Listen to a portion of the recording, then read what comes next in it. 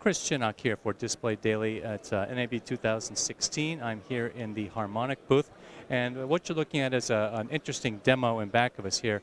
These are three displays. These are LG OLED displays, top of the line, identical HDR displays that can display HDR content or SDR content. And there's some issues with this display that people are not aware of, and I wanted to make sure it was clear what's going on here. So, excuse me, on this far side here is the SDR up-converted content. That's coming from a processing company called BCom. They are a company that's focused on professional up-conversion, SDR to HDR up-conversion, so it's not a consumer electronics play. In the middle one is the SDR reference content. So that's the content that's being used to create the SDR up-converted version.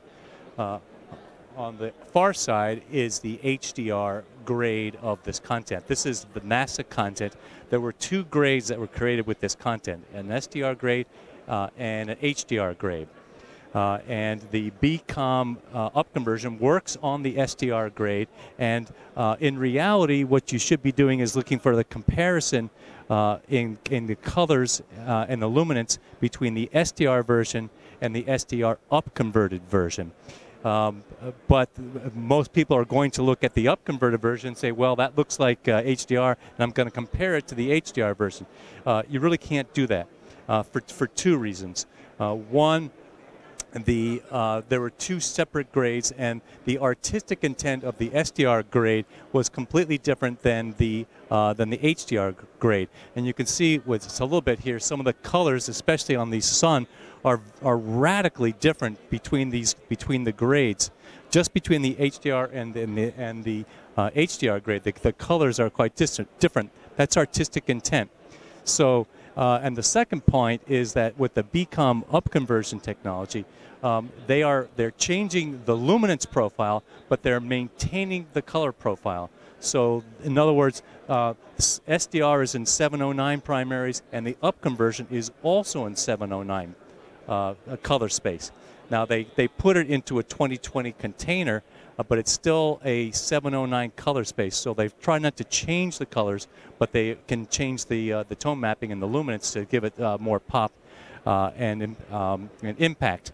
I saw this content properly demonstrated on professional calibrated monitors in their booth, and they're doing a much better job. They have a little bit of trouble with some of the dark shades on some of it, but it's much better than what you're seeing here.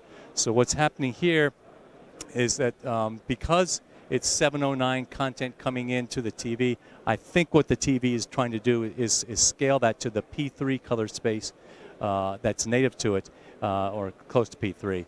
And so it's starting to distort those colors. So clearly there's a lot of work that needs to go on in trying to understand what happens when you do conversions in the production chain at the head end, and then what the TV might do to that downstream.